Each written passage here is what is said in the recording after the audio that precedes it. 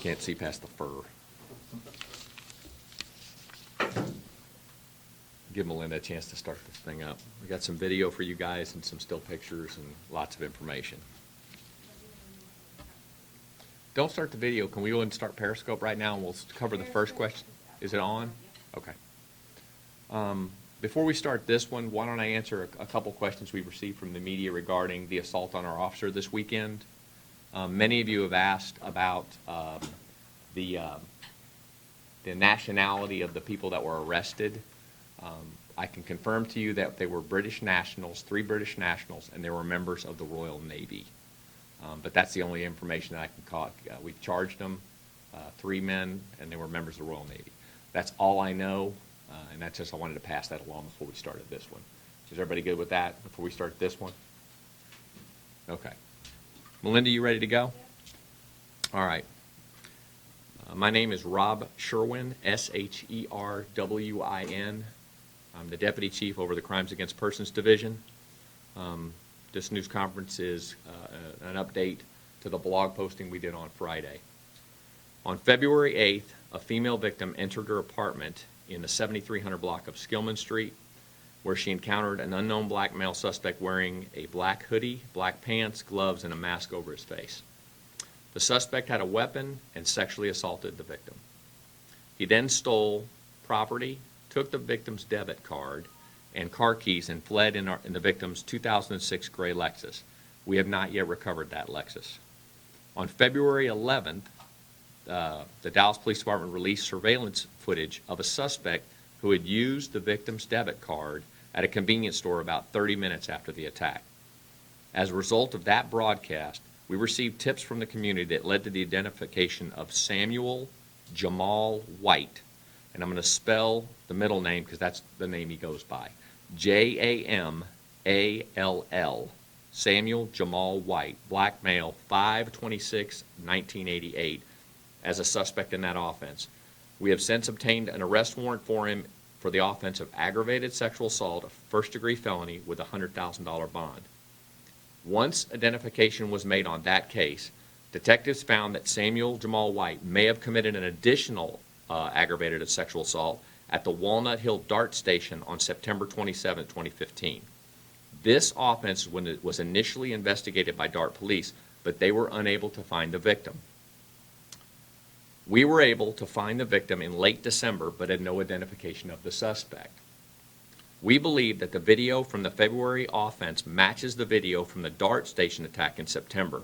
We are filing an additional charge of aggravated sexual assault, first-degree felony on Mr. White. So we're going to play this video. This is the original video we sent out that we got the original identification for Mr. White. And this is 30 minutes after the attack on 7300 Skillman. That's February 8th. That's the February 8th offense.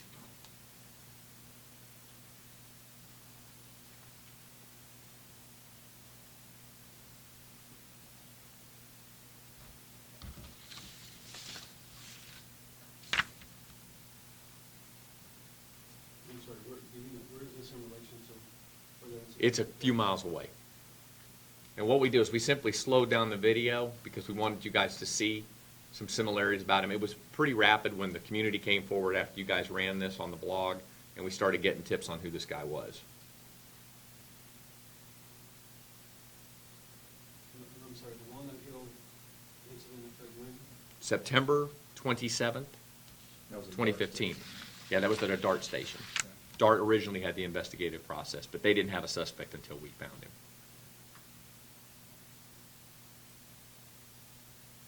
Those are just a couple stills.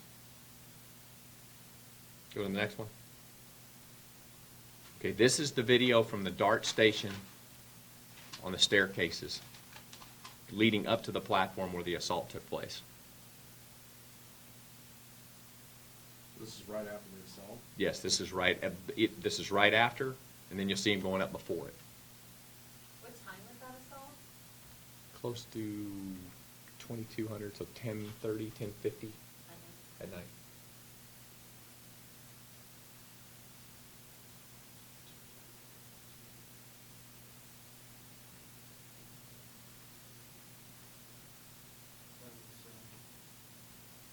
You want to bring up the next one?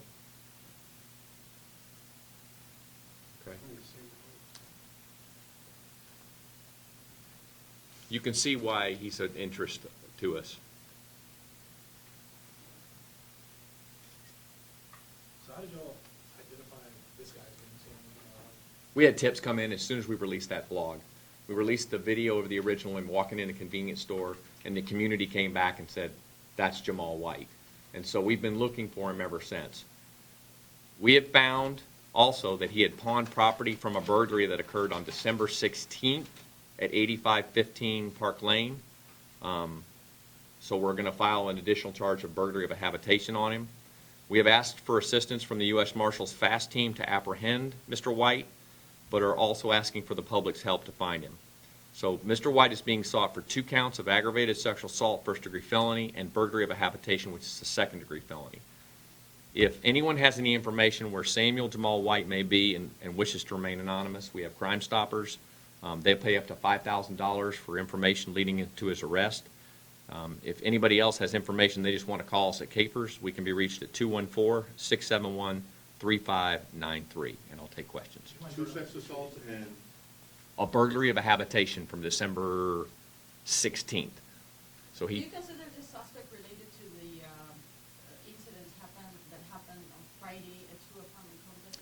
we did a blog post, and we've just recently looked at that video about an hour ago. We just got some video from a witness. That video appears to be someone that looks a lot like Jamall. But at this time, I haven't been able to talk to the victims yet.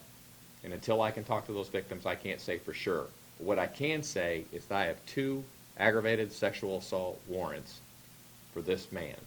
And I believe that when we get him in custody, that we're going to have less sexual assaults and less attacks in this area. And it's in the same area, Dallas, where he was in the other one.